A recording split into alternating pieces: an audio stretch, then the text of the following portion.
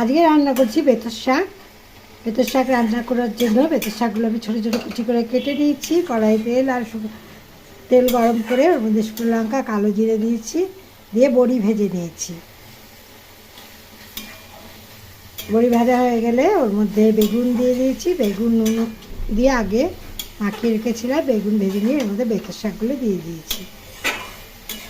তো বেতর শাকের ঘন্ট, বেগুন দিয়ে বেতর শাকের ঘন্ট, এর মধ্যে স্বাদ মতো নুন ও হলুদ দিয়ে দিয়েছি। এইভাবে বেতর শাক রান্না করলে খেতে বেশ ভালো লাগে। এখন বারবার করে নেড়ে নেড়ে এতে শুকিয়ে নেব।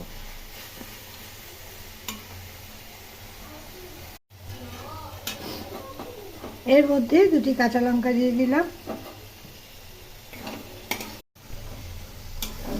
বেগুন দিয়ে বেতর শাকের ঘন্ট রান্না হয়ে গেল। এখন এটি আমি নামিয়ে নেব। আজকের রেসিপি এই পর্যন্তই।